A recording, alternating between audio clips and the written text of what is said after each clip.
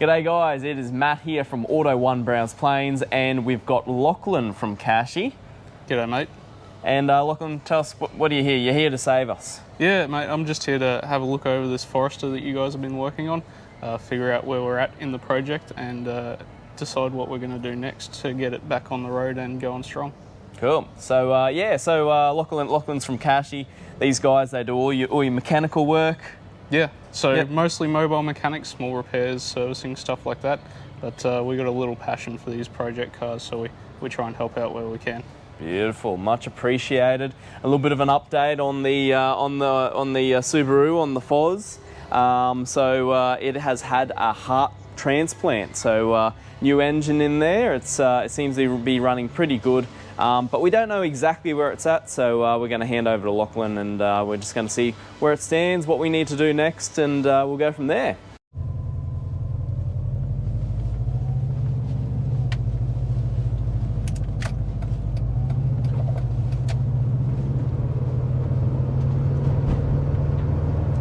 So we're in Forrester Gump, and Lachlan's taking it for a bit of a drive.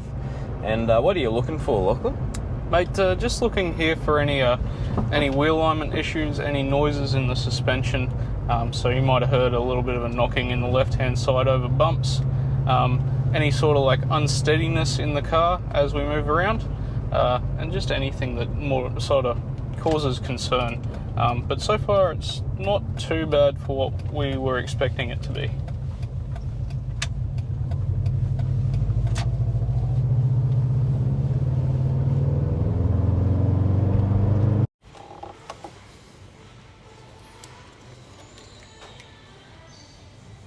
There we go. So far not too bad. We're checking out a couple of things under the bonnet. We'll be looking for our condition of our air filter, condition of our brake fluid, that's really important. We'll try and check the timing belt on these, which is a really handy thing to look at. We also want to check anything that's going to be loose, a little bit strange, such as first thing we found, which is this little boost pipe, which is all covered up in electrical tape. Looks like somebody's had a bit of a dodgy repair at that in the past. But so far, so good. All right, now we've gone in the car, we've gone through, we've checked all the lights are working and everything, but we're getting into the engine bay, and Lachlan's here and he's done some checks. What's the latest, man? So one of the most important things to check on these older cars is the timing belt. If you've got a timing belt that's let go, there's a real big chance that you're going to do some serious engine damage. So wherever you can, check a timing belt for condition, for age.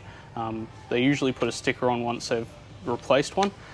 We've just taken off the covers to see how the timing belt looks, and there's no cracks, there's no obvious signs of degradation, so we're pretty happy with this timing belt at this stage.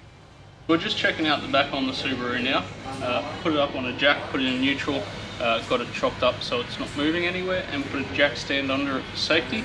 The first thing I like to do is check the tyres, the brakes and the suspension. One of the best tools that you can get is these little go no-go gauges. Really simple, you stick it between the pad and the back, between the rotor and the backing material, and you see the depth. It's got a little notation, and it's this traffic light system, so green for good, red for stop. So these ones are a bit low, they probably need to be changed in the next sort of 3 months to 6 months. Cool.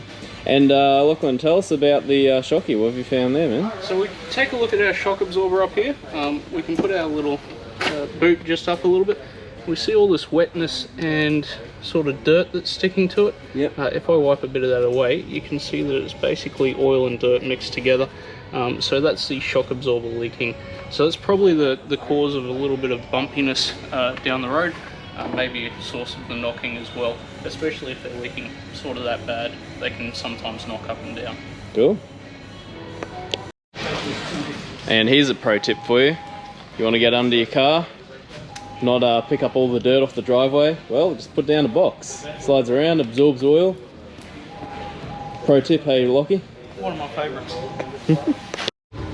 Alright, we are deep into it, and we're sharing a mat. This is getting nice and personal. It's a little bit cozy. I won't tell my girlfriend about it. But alright, show us what we found. So the first couple of things we're looking at under the back. We always like to check our suspension bushes, any of the shocks if we can see them from underneath, driveline bushes and the exhaust. The couple of things we've spotted under here. This little link pin bush on the sway bar is starting to wear quite thin on the edge. Probably can't see that quite from there. And these differential bushes on the rear just starting to get the smallest amount of fracturing in them, if you can see it. We'll just monitor those for now. It's something that we'll need to do in the future, but probably not for another couple of services yet.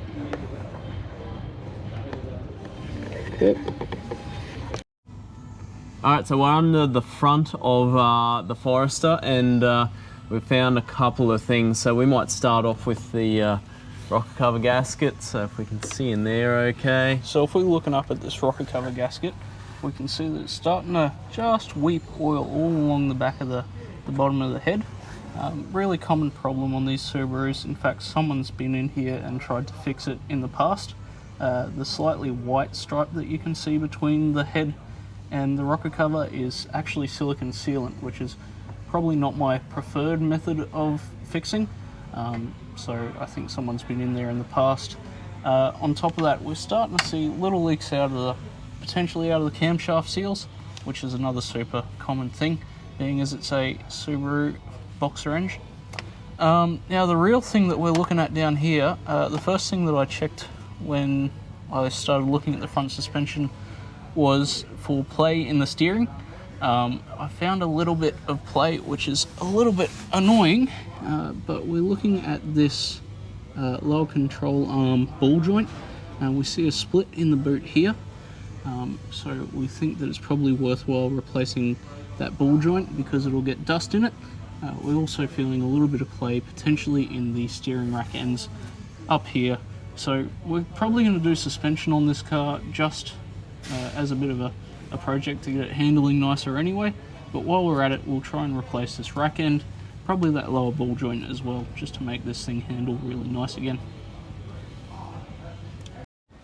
So we've moved on to the left hand side of the front suspension now. I just wanted to show you how it's a really good way to easily check this yourself.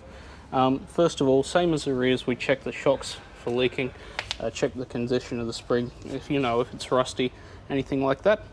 I also like to check the tyres and brakes while I'm here, but that's just something that's sort of should be doing every 3 or 6 months anyway.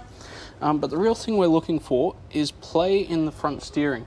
I don't know if you can quite see it on camera, but there is the smallest amount of play, and it even knocks a little bit in the rack. So what we're going to do is Matt's going to wiggle this wheel side to side.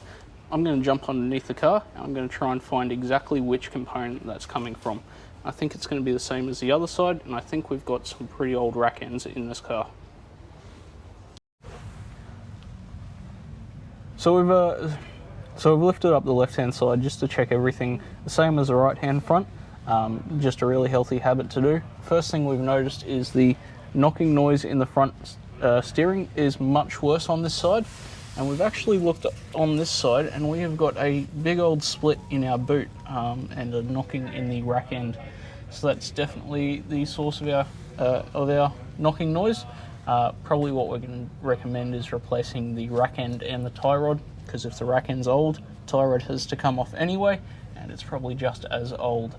On this side we can also see this little bit of a sign of leaking from our camshaft seal a lot easier as well.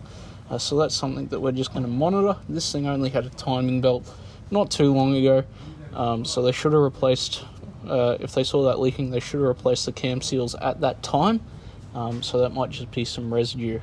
Speaking of residue, one of the most common things on Subarus is leaking. This motor is really clean for a Subaru, trust me, I've seen a few, but somebody's gone through and done all the seals or replaced the engine I think we've had in this car, but not bothered to power wash this off afterwards. It's not necessarily a bad thing, but when we're going to find a leak in the future, which it will happen, we would prefer to have this all washed off so we can find the leak a lot easier. It just means that we're not looking for things that we've already replaced. And the final thing on this side of the car, we'll just point out, is we've got a nice new transmission oil. We've checked that from the top, but the transmission sump is leaking just a little bit, so it's something we're going to monitor. We had a bit of a hard shifting in this car anyway, so once we come time to replace the transmission filter, could help with this hard shifting, we're going to replace that gasket anyway, which will hopefully stop that little bit of weeping. Well, I've gotten up close with Lachlan from Kashy, and it was a fantastic thing. But let's do a roundup. And Lockie, tell us, what do you reckon? Look, for the age of the car, it's probably not the worst thing that I've seen.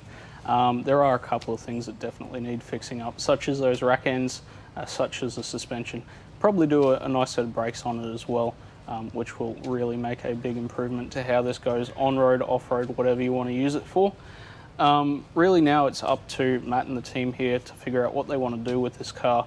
About the suspension in particular, if you're going for an off-road sort of capability, these are really easy to lift up. If you're going for on-road performance, these are really easy to lower as well. It's kind of the cool thing, the versatility of these Subarus. Just before we finish up, I always like to do one thing, just check all the caps that I have touched under the bonnet, make sure they're all tight.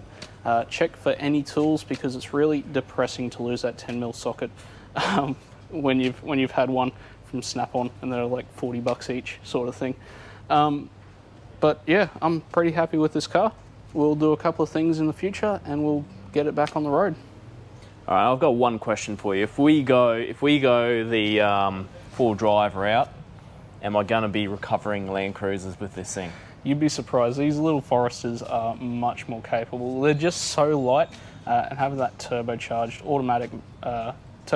motor, automatic gearbox, they're going to get in more places than most of the Land Cruisers will. Which probably hurt some people out there. Check the comments. A war is about to begin. Thanks, Lockie. All right, we out. Yeah, my